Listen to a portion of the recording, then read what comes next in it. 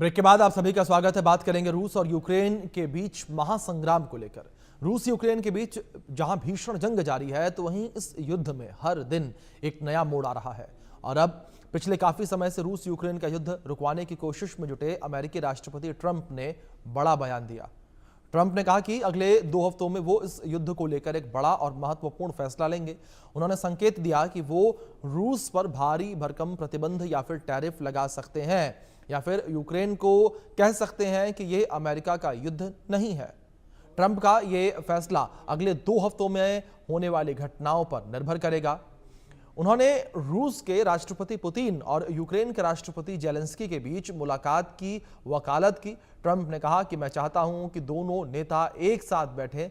इतना ही नहीं, ट्रंप ने इस युद्ध को लेकर अपनी नाराजगी जाहिर की है और कहा कि हाल ही में यूक्रेन में एक अमेरिकी फैक्ट्री पर रूसी मिसाइल हमले की खबर से वो खुश नहीं है। इस विषय पर आधारित एक बड़ी खबर भी सामने आ रही है, उसका रुख करेंगे। रूस यूक्रेन युद्ध पर ट्रंप का बड़ा बयान सामने आया। रूस यूक्रेन युद्ध को लेकर ट्रंप बड़ा फैसला लेंगे। युद्ध पर 2 हफ्ते में ट्रंप बड़ा फैसला लेंगे, ये ट्रंप ने कहा। रूस पर प्रतिबंध लगाने की संभावना जताई जा रही है। रूस पर भारी भरकम टैरिफ ट्रंप लगा सकते हैं, ये बड़ी खबर निकलकर सामने आ रही। रूस के ऊपर भारी भरकम टैरिफ जो है वो ट्रंप के द्वारा लगाया जा सकता है। ये बड़ी खबर है जो इस बीच निकलकर सामने आ रही है। रूस पर भारी भरकम टैरिफ जो है ट्रंप लगा सकते हैं, ये बड़ी खबर जो इस बीच सामने आ रही है। रूस यूक्रेन युद्ध को लेकर ट्रंप बड़ा फैसला लेंगे, ये बड़ी खबर है जो निकलकर सामने आई है। और युद्ध पर 2 हफ्ते में ट्रंप बड़ा फैसला लेंगे। ट्रंप ने कहा कि बड़ा फैसला लूंगा 2 हफ्ते में, और ट्रंप ने रूस पर प्रतिबंध लगाने की संभावना जताई है। तो बड़ी खबर निकलकर सामने आ रही है।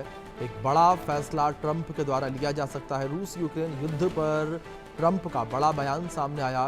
रूस यूक्रेन युद्ध को लेकर ट्रंप बड़ा फैसला ले सकते हैं, और रूस यूक्रेन युद्ध पर 2 हफ्ते में बड़ा फैसला लेंगे ट्रंप। ट्रंप ने रूस पर प्रतिबंध लगाने की संभावना जताई है। रूस पर कड़े प्रतिबंध लगाने के ट्रंप ने संकेत दिए हैं, और रूस पर भारी भरकम टैरिफ लगा सकते हैं ट्रंप। युद्ध समाप्ति पर नहीं बनी बात तो रूस पर ट्रंप प्रतिबंध लगाएंगे। शांति स्थापित करने की दिशा में अभी तक की प्रगति से ट्रंप संतुष्ट नहीं है, क्योंकि ट्रंप लगातार कोशिश कर रहे हैं युद्ध रुके, लेकिन यह युद्ध रुकने का नाम नहीं ले रहा और लगातार स्थिति जस की तस बनी हुई नजर आ रही है। लेकिन इस बीच ट्रंप के द्वारा एक बड़ा संकेत दिया गया, और उन्होंने कहा कि वो 2 हफ्ते में एक बड़ा जो है फैसला युद्ध को लेकर ले सकते हैं। लेकिन वहीं हमने देखा किस तरीके से ट्रंप ने द्विपक्षीय वार्ता रूस और यूक्रेन के साथ की है। पुतिन के साथ वो बैठे, पुतिन के साथ उन्होंने बातचीत की। दूसरी ओर जेलेंस्की से भी उन्होंने मुलाकात की, जेलेंस्की से भी बातचीत की। और अब ये कहा जा रहा है कि ट्रंप त्रिपक्षीय वार्ता भी कर सकते हैं, क्योंकि ये कहा जा रहा था रूस और यूक्रेन को आमने सामने बिठाकर ट्रंप बात करेंगे और इस युद्ध को लेकर वो चर्चा कर सकते हैं कि इस युद्ध का अंत क्या है और कब है। और जेलेंस्की ने भी ये साफ कहा था कि अगर रूस और अमेरिका मिलकर जो फैसला लेंगे, उस फैसले को मैं नहीं मानूंगा। दूसरी ओर रूस का ये कहना कि जब तक जो हमारी तय सीमाएं हैं उन्हें हम हासिल नहीं कर लेते, तब तक ये युद्ध नहीं रुकेगा। ऐसे में यह युद्ध लगातार एक नए आयाम पर पहुंचता चला जा रहा है। इसी बीच बातचीत करने के लिए 2 खास मेहमान हमारे साथ जुड़े हैं। हमारे साथ विदेश मामलों के जानकार अरविंद सिंह तेजावत जी जुड़े हैं। हमारे साथ defence expert retired lieutenant colonel JS Sodhi साहब जुड़े हैं। आप दोनों मेहमानों का बहुत स्वागत है इस चर्चा में। और चर्चा की शुरुआत सबसे पहले मैं अरविंद जी आपसे करना चाहूंगा।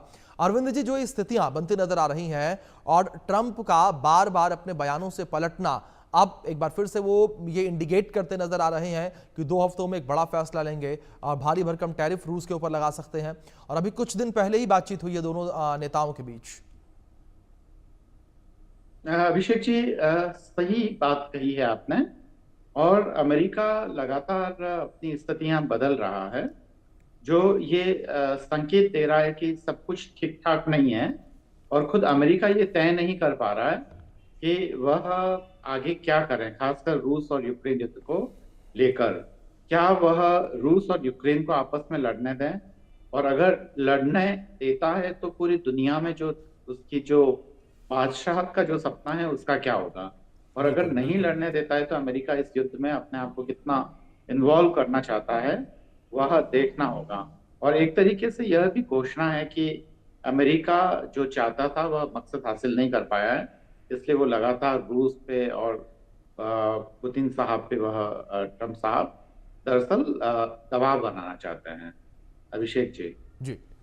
सोढी साहब, दूसरी ओर इस युद्ध को देखें तो जब से युद्ध शुरू हुआ है उस वक्त से अमेरिका लगातार रूस के ऊपर दबाव बनाने की कोशिश कर रहा है, लेकिन अमेरिका ये दबाव नहीं बना पा रहा। लेकिन एक गौर करने की बात सोढी साहब इसमें और ये है कि जब भी अमेरिका ने दबाव बनाने की कोशिश की या जब भी अमेरिका ने रूस की ओर कड़े तेवर दिखाए तो रूस ने उस समय अपने हमले और भी तेज कर दिए, यानी कि कड़ा संदेश उसने अमेरिका को भी ये दे दिया क्लियरली कि हम अमेरिका के दबाव में नहीं आने वाले। जय हिंद अभिषेक जी। ये मेरा सौभाग्य कि मैं आपके न्यूज चैनल पर हूं और विख्यात को पैनलिस्ट के साथ हूं। सोमवार के दिन जब जेलेंस्की और कई यूरोपियन यूनियन के नेता व्हाइट हाउस गए, उसके बाद डोनाल्ड ट्रंप ने कहा कि जितना मैं आसान समझता था रूस यूक्रेन युद्ध को खत्म कराना, वो उतना पेचीदा है, वो उतना कॉम्प्लिकेटेड है। जी। इसका कारण ये कि ये युद्ध अब एक ऐसे मोड़ पे पहुंच चुका है जहां पे ना पुतिन पीछे हटना चाहते हैं, ना जेलेंस्की और बाकी पश्चिमी यूरोपियन देश पीछे हटना चाहते हैं, क्योंकि पश्चिमी यूरोपियन देश जानते हैं कि अगर इस बारी आराम से पुतिन को जीतने दिया तो अगला जो टारगेट होगा वो कोई दूसरा यूरोपियन देश होगा, क्योंकि रूस की जो ये मंसूबे हैं ये यूक्रेन तक सीमित नहीं रहेंगे। और तभी हालांकि डोनाल्ड ट्रंप ने कई बारी पिछले 6 महीने में जब से वो अमेरिका के 47th राष्ट्रपति बने, उन्होंने कई कोशिशें की, कई मीटिंग्स हुई तुर्की में, कई मीटिंग हुई सऊदी अरेबिया में, अलास्का में भी हमने देखा, एंकरेज में समिट हुआ हाल में, लेकिन इसका कोई नतीजा नहीं निकला, क्योंकि जैसे मैंने बताया दोनों पक्ष अपने अपने जगह पे अड़े हुए हैं, दोनों पक्ष अपनी पूर्ण जीत चाहते हैं, जो कि दूसरे पक्ष को बिल्कुल मंजूर नहीं है। जहां तक अमेरिका की बात है, पहले तो अमेरिका ने बड़े खुश होकर इस युद्ध को पूरा समर्थन किया, अरबों डॉलर दिए, चाहे हथियार में चाहे लोन्स में, लेकिन अब अमेरिका पे भी काफी दबाव आ रहा है, क्योंकि अब अमेरिकी नागरिक भी बार बार पूछें कि डोनाल्ड ट्रंप ने तो हमें वादा किया था कि वो अमेरिका को किसी युद्ध में हिस्सा नहीं लेने देगा, और तो अब 6 महीने से ज्यादा हो गए ये युद्ध खत्म नहीं हो रहा है। लेकिन जैसे मैंने पहले बताया अभिषेक जी, ना यूरोपियन देश और ना ही रूस अपने अपने स्थान से पीछे हटना चाहता है, तभी ये कारण है ये युद्ध कहीं जल्दी खत्म होने का आसार नहीं दिखा रहा है। जी अरविंद जी, दूसरी ओर इस पूरे युद्ध को देखें हम, इस पूरी बातचीत को देखें हम, तो एक वीडियो भी बड़ी वायरल हो रही है। उस वीडियो में देखा गया कि जब जेलेंस्की ट्रंप से बातचीत करने के लिए पहुंचे थे तो उस वक्त अमेरिका के वाइस प्रेसिडेंट जेडी वेंस भी मौजूद थे, और उस वक्त जेडी वेंस और जेलेंस्की के बीच तीखी नोकझोंक देखने को मिली और ट्रंप वहीं बीच में मौजूद थे। तो क्या ऐसे में ये माना जाए कि अरविंद जी कि ट्रंप को धीरे धीरे समझ आने लगा है कि ना जेलेंस्की ना पुतिन दोनों जो है वो ट्रंप के समझाने से नहीं समझेंगे? अमेरिका अपनी शर्तों पे सब कुछ करवाना चाह रहा था जी। और उस समय जो जेलेंस्की साहब ने बहुत ही चालाकी से पूरी दुनिया खासकर यूरोपियन यूनियन का ध्यान अपनी तरफ खींचा था। दोनों के बीच में तीखी बहस हुई थी जी। और जेडी वेंस ने यह कहा था कि आप राष्ट्रपति से ऐसे कैसे बात कर रहे हैं, और शुरुआत से ही ट्रंप का जो बिहेवियर था उनको लेकर वो ठीक नहीं था। वो काफी लोगों के साथ बुरा बर्ताव कर चुके थे इससे पहले।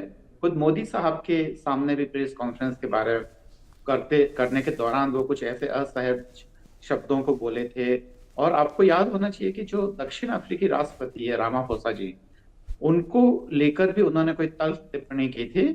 तो फिर रामाफोसा ने तो साफ साफ कह भी दिया था कि देखिए बात ऐसी है कि मैं आपको सऊदी अरेबिया की तरह कोई जो आपका प्राइवेट जेट में आपको गिफ्ट नहीं कर सकता। तो ट्रंप साहब के व्यवहार में लगातार कुछ बचकानी हरकतें आई थी, और ये बात अलग थी कि जैसे कि बाकी जो मंजे हुए जो राजनीतिज्ञ थे, जैसे कि मोदी साहब हुए या खासकर जो फ्रांस के राष्ट्रपति मैक्रो साहब थे, तो उन्होंने तो बात को हंस के टाल दिया।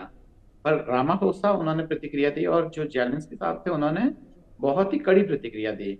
और यह प्रतिक्रिया देने का फायदा ये हुआ कि पूरा यूरोपियन यूनियन के जो दूसरे देश है, खासकर ब्रिटेन और जो फ्रांस वगैरह है, जर्मनी वगैरह, वो सब यूक्रेन के साथ में आ गए थे।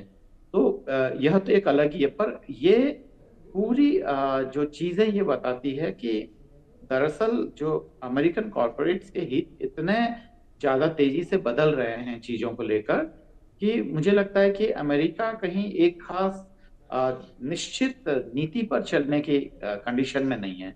इसलिए वह दबाव बनाने के लिए कभी भारत पर 50% से अधिक टैरिफ का कहता है, तो वहीं चीन से कुछ नहीं कह पाता है। तो एक अजीब सी बेचैनी और एक अजीब सी जो हलचल है वो अमेरिका में देखी जा रही है। और यह बेचैनी का कारण यह है कि उसकी जो सुप्रीमेसी है उसको लगातार चैलेंज किया जा रहा है, चाहे वो रूस उसे चैलेंज कर रहा है। उन्होंने कहा कि वह रूस और यूक्रेन का युद्ध बंद कर लें, पर रूस उनकी बात नहीं मान रहा है। और वह धीरे धीरे अमेरिका एक्सपोज भी हो रहा है, क्योंकि अपने स्वार्थ के कारण उन्होंने यूक्रेन की सरकार से कहा कि हम आपके यहाँ से मिनरल्स लेना चाहते हैं। वह चीन को धमकाता रहा है। पहले अमेरिका खुद मुक्त व्यापार की बात करता था, पर अब खुद बहुत बड़ा भारी टैरिफ ला रहा है।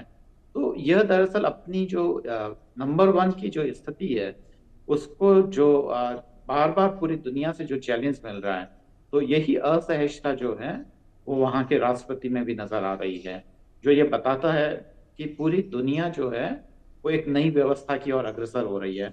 और अगर यूनाइटेड स्टेट मजबूत होता तो यूनाइटेड नेशंस मजबूत होता तो ये सब इतना कवायद करने की जरूरत नहीं थी। भारत ने बार बार संयुक्त राष्ट्र संघ में सुधार की बात कही है और कहा है कि इसका ढांचा को बदलना चाहिए। हम नहीं कहते हैं कि हमें वीटो पावर ही दें, पर वर्तमान स्थिति में संयुक्त राष्ट्र संघ इतना काबिल संगठन जी। नहीं बन पाया है। पर अमेरिका या किसी भी राष्ट्र ने इस तरफ ध्यान नहीं दिया। तो जब जब संयुक्त राष्ट्र संघ कमजोर हुआ है, चाहे वह पहले राष्ट्र संघ कमजोर हुआ था, उसके बाद में हमने सेकंड वर्ल्ड वॉर देखा, और जी उसके बाद में जब दोबारा अमेरिका ने उसकी शर्तों को मानने से इनकार किया, तो पूरी विश्व व्यवस्था चरमरा कर रह रही है। तो बिल्कुल अरविंद जी, भारत यही बार बार कारण ये है कि अमेरिका अपनी जी मनमानी कर रहा है, तभी मध्यस्थता शायद हो भी नहीं पा रही है। मैं आप दोनों मेहमानों से रिक्वेस्ट करूंगा कि प्लीज आप दोनों मेरे साथ बने रहें। एक बड़ी खबर है, उसका रुख कर लेते हैं और ये जानकारी अपने दर्शकों तक पहुंचा दें। रूस यूक्रेन युद्ध को लेकर बड़ी खबर है ये, जहां युद्ध को लेकर जेलेंस्की का बड़ा बयान सामने आया। कहा हम बातचीत को तैयार है, रूस पीछे ना हटे।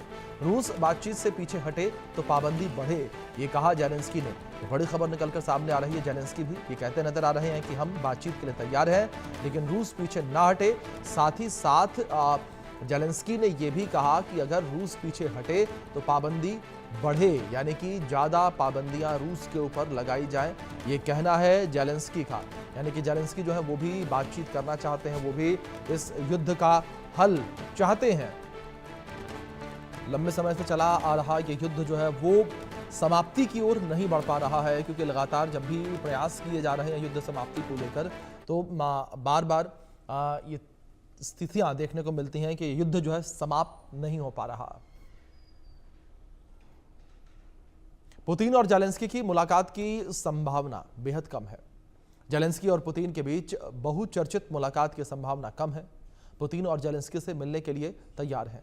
जेलेंस्की ने पुतिन से मिलने की इच्छा जताई है और जेलेंस्की ने कहा कि हम बातचीत के लिए तैयार हैं, रूस पीछे ना हटे। जेलेंस्की ने कहा कि रूस बातचीत से पीछे हटे तो पाबंदी बढ़ा दी जाए। जेलेंस्की ने यह भी कहा कि पुतिन से बातचीत करने से उन्होंने इनकार कर दिया था। सार्गेई लावरोव बोले कि सभी मुद्दों का समाधान हो जाने पर पुतिन जेलेंस्की से मिलने को तैयार है। युद्ध समाप्त कराने की कोशिश कर रहे हैं ट्रंप, लेकिन लगातार युद्ध समाप्ति की बातें कही जा रही हैं, लेकिन यह युद्ध समाप्त होता नजर नहीं आ रहा। सोडी साहब, मैं आपका रुख करूंगा, जहां एक और जेलेंस्की लगातार ये तैयार नजर आ रहे हैं कि वो पुतिन से बात करना चाहते हैं। क्या सोडी साहब ये माना जाए कि जेलेंस्की को भी अब ये समझ आने लगा है कि नुकसान काफी ज्यादा हो गया है और बातचीत से ही समाधान निकालना चाहिए? अभिषेक जी, देखिए, जेलेंस्की को तो बहुत पहले पता चल गया था कि ये युद्ध कभी वो रूस के अगेंस्ट जीत नहीं सकता, और जिस तरह से ताबड़तोड़ बर्बादी की है रूस ने यूक्रेन की, 80% यूक्रेन पूरी तरह से बर्बाद हो चुका है। लाखों यूक्रेनी सैनिक और नागरिक मारे जा चुके हैं। लेकिन जेलेंस्की अब भी इस युद्ध को रोकने के लिए तैयार नहीं है। रोकने के लिए तैयार नहीं है, इसके दो मुख्य कारण है। पहला, उन्हें लग रहा है कि अमेरिका उन्हें अनिश्चित काल के लिए समर्थन देता रहेगा, और दूसरा, वो जानते हैं कि अगर उन्होंने युद्ध इस वक्त रोका तो 20% यूक्रेन की जो जमीन है, जो इस वक्त रूसी नियंत्रण में है, वो वापस नहीं आएगी।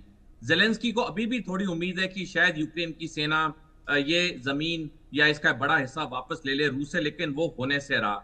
और जेलेंस्की ये भी जानते हैं कि जिस दिन ये युद्ध खत्म हुआ, जेलेंस्की को सत्ता छोड़नी पड़ेगी, क्योंकि ऑलरेडी यूक्रेन के अंदर जेलेंस्की के खिलाफ काफी प्रदर्शन होने शुरू हो गए हैं और अब यूक्रेन की जनता भी जेलेंस्की से बहुत दुखी हो चुकी है, क्योंकि अब लोगों को समझ आ रहा है कि अगर जेलेंस्की ने एक लाइन लिख के दे दी होती फरवरी 2022 में कि यूक्रेन नाटो नहीं ज्वाइन करेगा, इतनी बर्बादी, इतनी मौतें यूक्रेन में नहीं होती।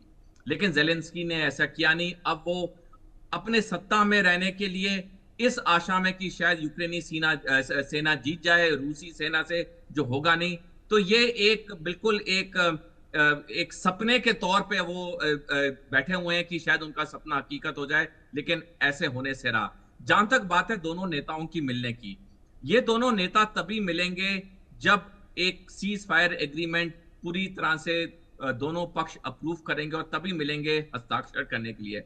उससे पहले ये दोनों नेता मिलेंगे नहीं, पुतिन और जेलेंस्की, और सीज फायर एग्रीमेंट का अगले कुछ समय में साइन होना तो मेरे को बहुत मुश्किल लग रहा है। जी अरविंद जी, जिस तरीके से लगातार ये बयान निकलकर सामने आ रहे हैं और जिस तरीके से जेलेंस्की ये कह रहे हैं कि मैंने बार बार बात करने की कोशिश की लेकिन पुतिन मिलने को तैयार नहीं है, तो वहीं दूसरी ओर रूस की तरफ से जो बयान सामने आ रहा है उसमें यह कहना कि जब सारी चीजें नॉर्मल हो जाएंगी तब पुतिन मिलने को तैयार होंगे, यानी कि सीधे तौर पर यह इशारा कि जो शर्तें रूस के द्वारा रखी गई हैं वो जब तक शर्तें नहीं मान ली जाती तब तक मुलाकात नहीं होगी। अभिषेक साहब, बिल्कुल ठीक बात है। मैं आपकी बात का जवाब देते हुए सोडी साहब की बात को भी आगे बढ़ाऊंगा थोड़ी। बिल्कुल बिल्कुल। और ये बात सच है कि पुतिन का कहना यह है कि जब तक यूक्रेन पूरी तरीके से सरेंडर नहीं कर देता तब तक युद्ध नहीं रुकेगा। वह केवल शब्दों में लपेट रहे हैं, शब्दों को केवल चाशनी में लपेट के ये बात बोल रहे हैं। पर यूक्रेन ये कह रहा है कि हम युद्ध समाप्त कर भी लें, हम एक बार पुरानी वाली जमीन को भी एक बार भूल जाए, पर कम से कम हमें सुरक्षा गारंटी तो मिलनी चाहिए। इस बात की क्या गारंटी है कि अगली बार रूस हम पे आक्रमण नहीं करेगा? जब तक ये गारंटी कोई यूरोपियन यूनियन या अमेरिका नहीं देता है कि अगर रूस ने दोबारा युद्ध किया तो ठीक वह युद्ध में सारे देश सम्मिलित हो जाएंगे यूक्रेन को बचाने के लिए। सोडी साहब की बात को आगे बढ़ाते हुए मैं ये कहना चाहूंगा कि अभी जो यूक्रेनी जो अखबार हैं, जो परसों तक की खबर ये कि जो जेलेंस्की साहब हैं उनकी जो लोकप्रियता है वो 60% के आसपास लोग उन्हें पसंद करते हैं। तो यह कहना कि बहुत ज्यादा उनके खिलाफ प्रदर्शन हो रहे हैं, ये ऐसा शायद यूक्रेनी मीडिया में तो नहीं है। हाँ, बाहर अगर कोई रूसी मीडिया से या कहीं और से कोई प्रोपेगेंडा होगा तो इसका अंदाज नहीं है। कारण ये है कि जो जेलेंस्की साहब है वो पहली बार जो यूक्रेन के अस्तित्व को लेकर लड़ने के लिए तैयार हुए। इससे पहले भी रूस ने क्रीमिया छीना था यूक्रेन से, पर कोई इतनी प्रतिक्रिया देखने को नहीं मिली। पर अब यूक्रेन की जनता भी दरअसल पस्त हो चुकी है रूस के बार बार के आक्रमणों से, और वह उसे अपनी संप्रभुता का हनन मानती है, क्योंकि एक लंबी लड़ाई के बाद में उनको रूस से आजादी मिले थे और अब वो अपने फ्री तरीके से सोच सकते हैं। बहुत सी तमाम सी चीजें हैं जो कि हम जानते हैं। और यूक्रेनियों का ये कहना था कि हमारे संसाधनों का बहुत दुरुपयोग किया था जो सोवियत संघ के जमाने से ही। तो ऐसी तमाम चीजें हैं जो वहां पे चल रही है। तो यह युद्ध विराम तभी हो सकता है जबकि कम से कम किसी एक मिनिमम समझौते के लिए रूस तैयार हो, जिसमें कम से कम रूस ये एश्योरेंस है कि वह दोबारा से लड़ाई नहीं करेगा, और उस गारंटी में दूसरे देश भी शामिल हो। तो यूक्रेन का कहना यह है। इसमें कहीं पे भी जेलेंस्की साहब का हम अड़ियलपन नहीं देखते हैं। अगर इसमें किसी ने शर्तें रखी हैं तो वो पुतिन साहब ही हैं, और वो लगातार पूरी अपनी राजनीति में सफल होते नजर आ रहे हैं। अभिषेक साहब जी। सोडी साहब, दूसरी ओर जिस तरीके से अमेरिका की भी नाराजगी इस बीच देखने को मिली है, क्या इससे ये समझा जाए, जहां युद्ध को लेकर भी ट्रंप ने ये कहा है कि 2 हफ्तों में वो एक बड़ा फैसला ले सकते हैं, क्या जहां एक और हर कोई ये देख रहा है कि रूस को लेकर ही फैसला हो सकता है, क्या ये यूक्रेन को लेकर भी फैसला हो सकता है? क्योंकि जो बातचीत हुई थी यहाँ पर ट्रंप और जेडी वेंस और जेलेंस्की जब वहां पर मौजूद थे उस दौरान तीखी नोकझोंक देखने को मिली। क्या हथियारों की सप्लाई एक बार फिर से अमेरिका रोक सकता है? अभिषेक जी, देखिए, जब डोनाल्ड ट्रंप दूसरी बार अमेरिका के राष्ट्रपति बने उसके कुछ हफ्ते बाद उन्होंने कुछ समय के लिए यूक्रेन को हथियार देने बंद कर दिए, और उसका खामियाजा यूक्रेन को भुगतना पड़ा, क्योंकि उस छोटे से ड्यूरेशन में रूस को बहुत सैनिक सफलता मिली और अंतरराष्ट्रीय प्रेशर के नीचे डोनाल्ड ट्रंप को फिर ये हथियार वापस सप्लाई करने पड़े यूक्रेन को। जहां तक बात है डोनाल्ड ट्रंप की कि वो 2 हफ्ते में कोई ऐसा बड़ा कदम उठाएंगे रूस के ऊपर, इतने बड़े कदम तो अमेरिका 2014 से उठाते आया है, जब से रूस ने क्रीमिया को अपने देश में मिलाया है। क्या कोई बड़े बड़े प्रतिबंधों का फर्क पड़ा है? रूस पे नहीं पड़ा, ईरान पे नहीं पड़ा, उत्तर कोरिया पे नहीं पड़ा। आजकल के जमाने में अभिषेक जी, ये प्रतिबंध का कुछ ज्यादा फर्क पड़ता नहीं है। खास करके रूस जैसी महाशक्ति में तो बिल्कुल फर्क नहीं पड़ता है। बल्कि रूस ने 2014 के क्रीमिया को जब अपने कब्जे में किया, उसके बाद उसने ऑलरेडी जी अपनी तैयारियां कर ली थी आर्थिक तौर पे, कि जब भी वो जी यूक्रेन पे हमला करेगा, उसे पता था उसने हमला तो करना ही है यूक्रेन पे एक दिन। उसने पूरी अपनी तैयारी की, जो भी प्रतिबंध लगने हैं, और उसका हम रिजल्ट देख रहे हैं कि जब से ये 3 साल पहले युद्ध शुरू हुआ, रूस की अर्थव्यवस्था तो बढ़ती जा रही है, वो तो और ताकतवर होती जा रही है, उनको तो कोई फर्क पड़ा ही नहीं जो ये प्रतिबंध लगे हैं। तो ये डोनाल्ड ट्रंप का बार बार बयान देना, मैं ये करूंगा वो करूंगा, अब तो लोगों को भी हंसी आने लग गई है कि भाई एक अमेरिका के एक महाशक्ति के राष्ट्रपति जी होते हुए जी आप ऐसे बयान देते रहते हो, कभी आज कभी कल। करना है तो कुछ करो। अगर अगर करना नहीं है, सिर्फ बातचीत करनी है, वो कुछ समय के लिए लोगों को लुभा सकती है, लेकिन लंबे समय के बाद तो लोगों को लगता है कि ये तो सिर्फ हमारा बेवकूफ खींचा जा रहा है, कोई एक्शन तो हो नहीं रहा ग्राउंड पे। बिल्कुल तो सोडी ये साहब, डोनाल्ड कोई एक्शन ग्राउंड पर होता नजर नहीं आ रहा, केवल झूठी बातें, झूठे दावे जो किए जा रहे हैं, झूठे प्रयास किए जा रहे हैं, ये भी कहा जा रहा है अमेरिका को लेकर। इस बीच में आप दोनों से फिर से रिक्वेस्ट करूंगा कि आप बने रहें, एक बड़ी खबर है उसका रुख करेंगे। यूक्रेन पर रूस का विध्वंसक हमला, उससे जुड़ी जानकारी है ये। सैकड़ों ड्रोन और मिसाइलों से निशाना बनाया गया। यूक्रेन के कई शहरों पर रूस ने भीषण अटैक किया है। रूस ने क्रामाटोर्स्क शहर पर हमला किया है और फैब 300 से यूक्रेनी ठिकानों पर हमला किया। ये बड़ी खबर है जो इस बीच निकलकर सामने आ रही है। फैब 300 से यूक्रेनी ठिकानों पर हमला किया गया है। तो यूक्रेन के ऊपर एक बार फिर से बड़ा हमला, क्रामाटोर्स्क शहर पर यह हमला किया गया है। अरविंद जी, जिस तरीके से लगातार ये पूरी बातचीत हम कर रहे थे और एक पैटर्न का जिस तरीके से मैंने शुरुआत में जिक्र भी किया था कि जब भी अमेरिका की तरफ से दबाव बनाने की कोशिश की जाती है, तब रूस ने यूक्रेन के ऊपर एक बड़ा हमला किया। बिल्कुल अभिषेक जी, यह साबित करने के लिए कि अमेरिका का दबाव रूस पर काम नहीं करेगा जी क्योंकि रूस को अगर अमेरिका इतना हल्के में लेगा तो यह असरदायक नहीं होने वाला है। जी और जैसा कि मैंने जिक्र किया था अभिषेक साहब कि वो एक नई विश्व व्यवस्था की ओर पूरी दुनिया बढ़ रही है और जिसमें अमेरिकी वर्चस्व वाली विश्व व्यवस्था को यह दुनिया मानने के लिए तैयार नहीं है, जिसमें रूस भी सम्मिलित हैं। अभी बहुत ही एक जो असामान्य किस्म का अभी बयान दिया था जो चीन के राजदूत थे, और उन्होंने चीन के जो भारत में जो राजदूत है उन्होंने ये कहा कि दरअसल जो भारत पर जो टैरिफ लादे गए हैं वो बिल्कुल ही अन्यायपूर्ण है। आमतौर पे इस तरीके की जो बयानबाजी होती है वह दरअसल टॉप लेवल की लीडरशिप से होती है, पर यहाँ के एम्बेसडर्स ये कह रहे हैं, पर उसका हालांकि चीन ने कोई प्रतिक्रिया नहीं दी है। भारत के मोदी साहब ने यह सहमति दी है कि वो एससीओ मीटिंग में खुद जाएंगे, जबकि आपको पता होना चाहिए कि भारत को जब इस चीज की मेजबानी थी तो उसने इस मीटिंग को वर्चुअल कराया था। वर्चुअल इसलिए कि उसे लगा कि यह मीटिंग इतनी इंपॉर्टेंट नहीं है। तो यह तमाम चीजें हैं, विश्व व्यवस्था बहुत तेजी से बदल रही है और अमेरिका केवल जो पहले कहता था और वह पूरी दुनिया से अपनी बात मनवा लेता था, तो उसके लिए दुनिया कामयाब नहीं है। और सोडी साहब की बात से बिल्कुल सहमत होना चाहिए कि प्रतिबंध लगाने का जो तरीका है अब वह बहुत पुराना हो गया है। तो प्रतिबंधों से धमकाया नहीं जा सकता है, और प्रतिबंध की जो शुरुआत जो सबसे पहले इतिहास में हमें नेपोलियन बोनापार्ट से देखने को मिलती है, और उसके बाद में खुद बोनापार्ट असफल रहा था, उसका साम्राज्य खत्म हो गया था। मुझे लग रहा है कि अमेरिका कुछ कुछ वैसी ही कोशिश आधुनिक युग में कर रहा है, जो कि मुझे लगता है कि किसी भी तरीके से दुनिया के दूसरे देशों को स्वीकार्य नहीं होगी। जी ठीक है अरविंद जी। सोडी साहब, अब देखने वाली बात यहाँ पर यही होगी कि जिस तरीके से 2 हफ्ते में कुछ बड़ा करने के बाद अमेरिका कह रहा है, अब अमेरिका का अगला कदम क्या होगा, किस तरीके से नया प्रतिबंध अमेरिका लगाएगा, वो देखने वाली बात होगी। फिलहाल आप दोनों मेहमानों का बहुत शुक्रिया जुड़ने के लिए, इस पूरी बातचीत के लिए भी। वक्त छोटे से ब्रेक का है, बने रहें इंडिया न्यूज के साथ।